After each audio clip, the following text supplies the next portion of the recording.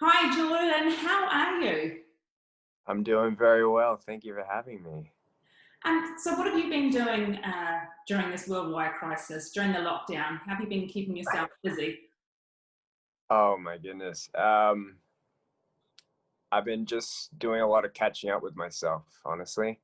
Um, End of last year was a pretty kind of stressful time in my life and felt like I was just constantly playing catch up with myself every day. And when things went into lockdown, it was kind of a blessing in a disguise because it gave me time to really um, check in with myself and do some self-reflecting and catch up with myself.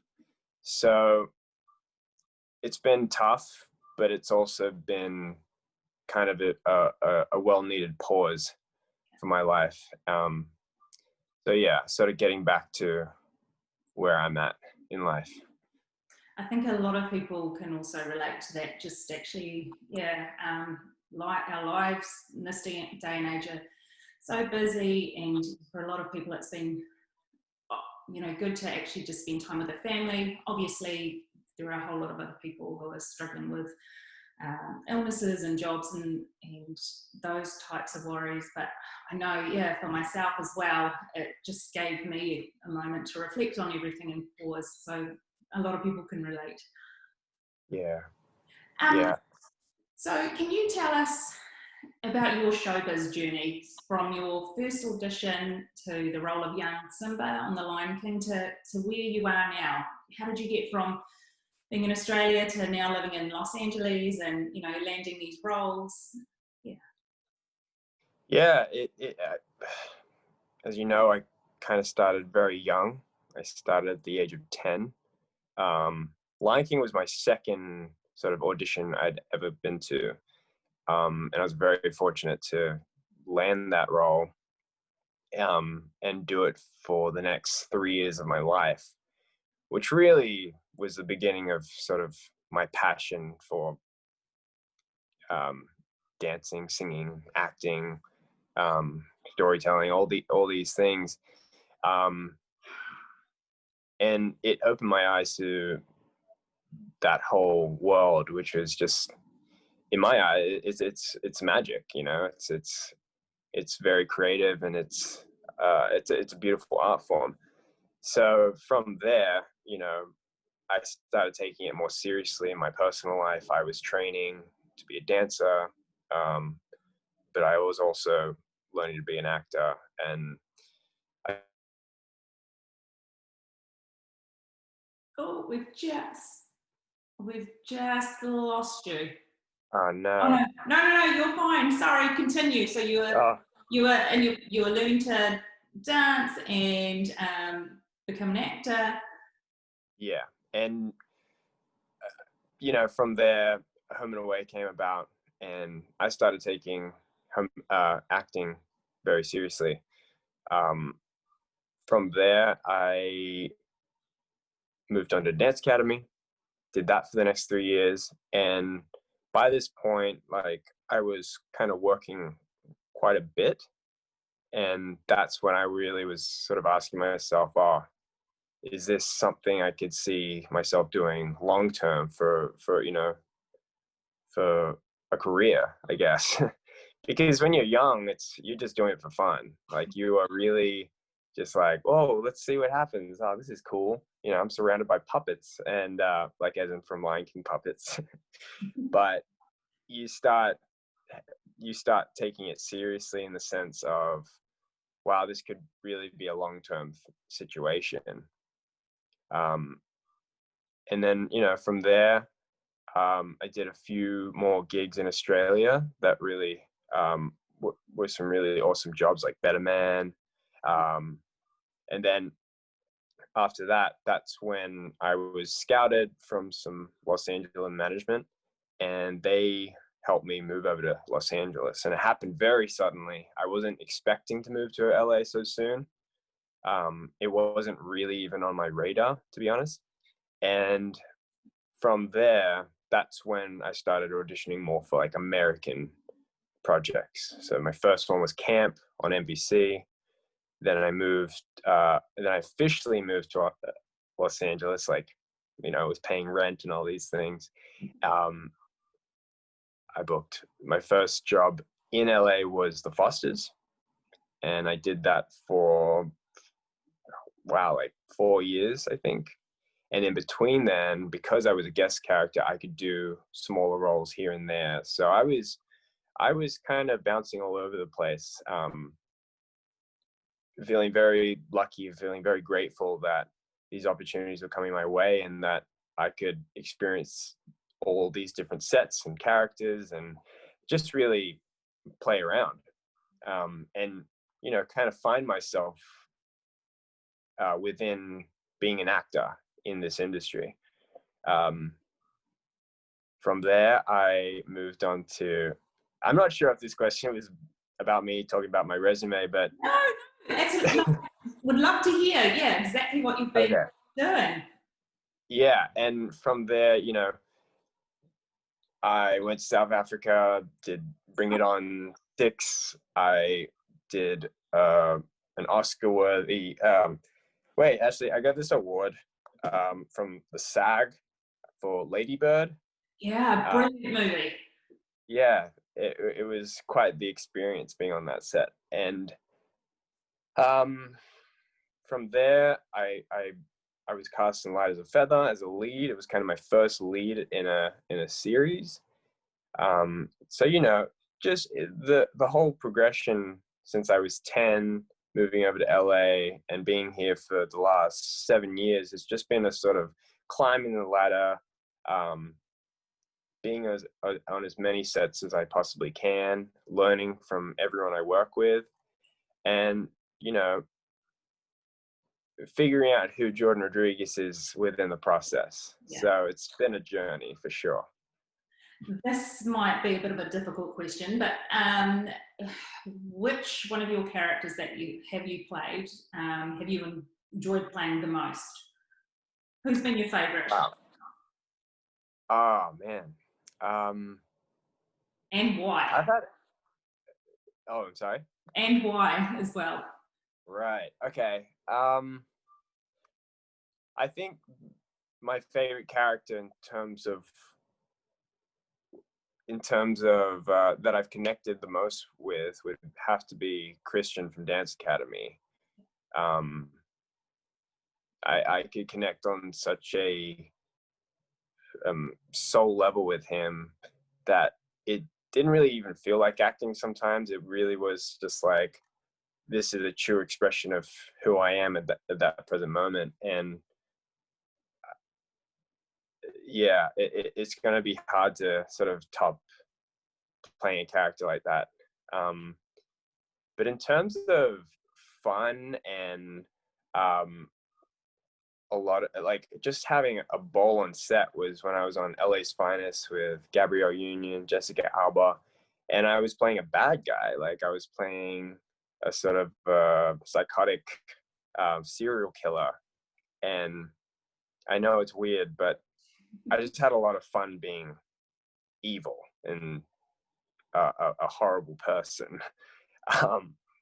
And also on top of that, there was a lot of sort of stunts involved, a lot of, you know, kind of violence, and was something I've never done before, but I allowed myself to really just go for it in that character. So that was a lot of fun. You've worked with some pretty big names now. I mean, was that quite nerve-wracking, or did you find that they were just normal, ordinary, down-to-earth people? For sure. I think leading up to it, you know, you see Saoirse Ronin and Yeah. Timothy Chalamet, Lucas Hedges, all, you know, that whole cast of Ladybird was like an absolute masterclass of actors. And naturally, it was very intimidating for me because, like, how do you even talk to these people that you kind of know so well? So that was tough, sort of getting out of the mentality that, you know, I don't deserve to be there. I'm not that good or anything like that. It was It's sort of a big process of just being like, you are here for a reason, you are enough, and you deserve to be here. Like, it's kind of hard to explain, because when you're growing up in this industry, you want to know who you are so that you can fit in with everybody. So it really sort of challenges you to make sure that you are 100% with yourself and confident within yourself. But, you know, working with these actors, as I said, is like a masterclass. You get to really see them work with no filter. They're right in front of you. So I've learned so much, and I've made mistakes, and I've forgiven myself for those mistakes, but I've also learned so much from that. And those moments are priceless. Those are the moments that, you know, as an actor, you live for. So you have now been in America for about 7 years. What do you miss most about Australia? Oh man, everything. I mean, obviously family, friends, the food, the beaches, the man, just the social interactions you have with strangers on a daily basis. You know, walking around the city, um, just kind of the whole energy about the place. But man, yeah, the food. Yeah. It's a lot I miss. When was the Yeah. last time you were home? Oh man, I think it was about 2 years ago. Yeah. I went back for Christmas, and it was amazing. But me and my family sort of have this agreement where we'll either sort of meet halfway somewhere and have a Christmas holiday there, or they'll come over here and join me for a cold Christmas. Um, cold, LA cold. But you know, now with quarantine and uh, everything that's going on in the world, COVID related, having that option not there, Yeah. really makes you appreciate it, like where your roots are from, and sort of how important it is to get back there to reconnect with your roots, and let it be a reminder of where you came from, basically. So right now, seriously missing Australia and my family and my friends, and really wanted to get back there. So hopefully soon. Yeah. So what do you enjoy about being in Los Angeles?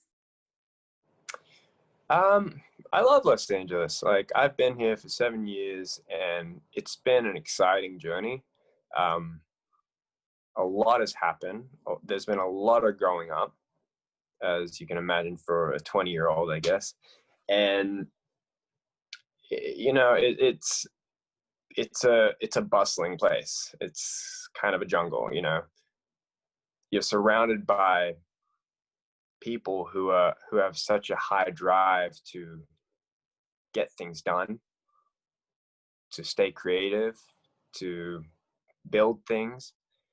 But it's also what Los Angeles represents to me. I did a lot of soul searching over here, in terms of my career, in terms of who I am as a person. And the people who I've met along the way will be in my life for a very long time, because we're all sort of going through the same thing. We're all sort of, you know, trying to make it big, but also stay grounded, um, and yeah, it's just kind of a crazy place. But that's why I say, like, going back to Australia and connecting with your roots is so important. Yeah. Because, you know, your ego can be boosted up to a very unhealthy level over here, and it's important to stay grounded. Yeah. So what are some of the things that you do to help look after your well-being, to help you unwind? Yeah, a lot of things. I mean, meditation for a start. I try and do that very often. I play music, so I've got my guitar in my room, and I always just play music if I'm ever feeling like disconnected or not in my body. I'll sometimes dance just in my room, and that really helps me remind me of who I am as a human being. But you know, California is such a beautiful sort of state. Like, you can drive 1 hour and, you know, be at the most beautiful secluded beach, or hike, or, you know, there's a waterfall, or like in the wintertime you can drive an hour out and you could be at the snow. So the landscape over here is remarkable. And I think always getting out to nature really helps me. You know, again, I talk about grounding a lot, but it's being out in nature helps me realize how small I am in comparison to the entire world and the universe. And it also makes me appreciate being a human and that I get to experience this, you know. So always trying to getting out to nature is a big help. You also sing, so you play the guitar, and I was listening to one of your on your Facebook page. You've got an amazing voice. Was that something that you ever thought you'd, you know, maybe go down that avenue, singing? Yeah, I went through a period where, well, honestly, okay, first of all, I started writing music when I moved out here. It was a way to sort of journal my feelings and put it into like a little package for me. It was really a personal thing for me. And then something I wanted to always do growing up was play live gigs at like a bar, you know, not for money, but just to play, sing for people, and entertain people. Like, I just love entertaining people. And then things were getting a little serious. Like, some people would see me at these gigs and be like, oh, you should meet so-and-so, like, you should do some recording, you should take it seriously. And so, you know, naturally, I was very curious as to how far I could sort of take this in terms of it being, you know, a serious thing. And I would meet up with recording producers, and we'd record music. And I'd meet very different people who wanted very different things from me. And I think me as a person, being kind of like I like to please people, I started just kind of doing what they wanted me to do. And I lost touch with why I started music in the first place. So, you know, some serious things popped up. I wrote a song that really connected to a movie I did called Dance Academy. And I asked the producers if, like, they thought it'd be a good idea to put it in the film. They loved it. They thought it really connected with what the main character was going through. And they're like, yep, just record it and get it done. So I ended up putting out an EP with that song, with the movie. And I guess the process of it all, I kind of lost touch with why I started it, you know. Music has always been a really personal thing to me. And now it's sort of out for the public, and now there's kind of an expectation to do more or whatever. But really, I kind of just lost the fun of it, you know, by taking it seriously, by trying to build a business out of it.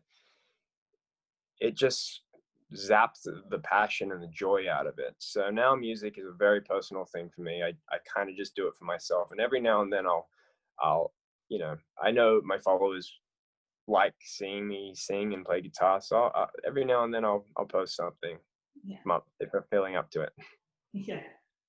So are you somebody who recharges their batteries after a busy day or week by, do you prefer to be by yourself, or are you someone who, you know, likes to be around other people? Yeah, I think it's a bit of a mix. I know my youngest self was, I always wanted to be around people. Like I got a lot of energy from that, and I enjoyed it so much, and I love my friends.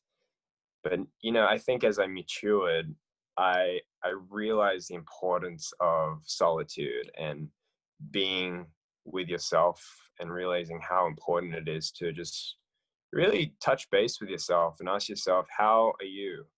Yeah. You know, it's something I try and ask myself every day now. It's something I practice. I try and be mindful of. So some days I just want to be around a bunch of people and just like have a laugh, play games, whatever. And some days I'm like, I'm good. I'm just gonna be by myself. It's all good. Yeah. Hey, so what's the best advice you've ever been given? Can be about anything. Man, that's an interesting question, because I think about it, and I want to tell you like I guess a story or something that came about it, but I pick up advice on a daily basis that will always change my perspective and help me grow. But I think something that's a constant reminder of advice in my life is trust your intuition. It's important, you know, it whether that's in acting and working on a set, or just doing an audition, but just in life as well. Yeah. I take there's a lot of solace in trusting your intuition and trusting your heart and following that, and making sure you are doing the right decision based on what's right. I love it. Yeah. So have you got a favorite quote? A favorite quote. I'm a huge Bruce Lee fan. Oh, okay. Yeah. Yeah, he's my man. Like, he's number one in my books, and he's got I've got a book full of quotes from him, but the classic "Be Water" is always ingrained in my mind, Sorry, because what was that? Sorry? it's "Be Water." Be water? Yeah. Oh, You've heard that quote, right? no, I haven't. Wow, that is his like most famous quote, I feel. Okay. But what he means by that is water can crash Yeah. and it can flow. And he says, you put water into a teapot, it becomes a teapot. You put it into a glass, it becomes the glass. All these things, it's shapeless, it's formless. You think about the beach and how calm it is, but then you think of a tsunami and how destructive it can be, how powerful it is. But what I get from that quote is that life, it can be very calm, but it can hit really hard as well. And you have to deal with those emotions and those feelings by flowing. Mm. He talks about how he discovered that message his master was trying to teach him. And he was out on a boat, and he looked out on his reflection into the water, and he saw his reflection. It was calm. He tried to pick it up. He tried to grasp it, but it just fell through his hands. When he hit the water, it hurt him. But when he just moved his hand through it, it was relaxing. It was calm. Yeah. So there's a lot you can take away from that, and it's been a real sort of motivator for your interactions with people. Some people will come at you with a real attitude. Do you fight back? Do you push against it and in the process harm yourself potentially? Or do you let them sort of push past you? it's just kind of one of those quotes that it has so much meaning and depth to it, and it can be applied to decision making, to everything, you know. Yeah. Life should be a flow. So I was going to ask who you admire and why, but I guess it's Bruce Lee. Yeah, I mean, he's kind of like a god to me. But you know, he's just sort of like this ethereal sort of person that you know, uh, he wasn't around in my life, or he wasn't around in my lifetime, but like he is someone that, you know, went through similar battles as I have as a Asian, and as an actor as well. Yeah. And as someone who uses his body to create expression, and as a dancer, I completely just I can sort of really understand what he says a lot of the time. So yeah, he's a big inspiration. He's someone I truly admire. So what are some of the things, are you someone who has a bucket list, or what are some of the things that you want to do in your lifetime? Wow. I mean, this is a really interesting question, because I think my whole life I've never really had goals, I guess. Like, I've never been like, I'm going to be in LA, I'm going to be in a movie. And, you know, like, I've never had those sort of goals. I've sort of always gone with the flow. Again, be water. Yeah. But I think now I'm getting to this age where having goals and having a plan isn't such a bad idea. Having a bucket list of places in the world you want to travel to, kind of, when you write those things down, it kind of plays in the back of your mind a lot of the time. So you have somewhere, you have a direction, you know, where you want to go, and it makes your decision making a lot easier. You know, I think one of the things on my bucket list is like seeing the Northern Lights. Yeah. But I know it's not going to be about seeing the Northern Lights, check it off the list. It's really going to be about the journey to seeing the Northern Lights that I know is going to be the best experience, but I have no idea what's going to happen. So, you know, I try and keep things flowing, but I also I like having a direction. So, you know, that's kind of one of my bucket list things. Skydiving too. I haven't skydived before. Oh, no, that's something that I definitely wouldn't do. Jumping out of a perfectly good plane, no. But. Yeah, I don't know. I have a lot of things I want to do. I might regret them, but we'll see. That's part of it. Yeah. Yeah. So at the moment, are you still able to audition, or are you auditioning for things? Or is it sort of done via Zoom or what have you? Yeah, things have definitely slowed down. Just because people aren't really seeing the light at the end of the tunnel, but we're trying to get things up and running. So there was a definitely quiet period where there was nothing going on, but things have started to pick up in terms of auditions. Mm-hmm. A lot of self-tapes. I haven't been in the room pretty much all this year. Oh, wow. Okay.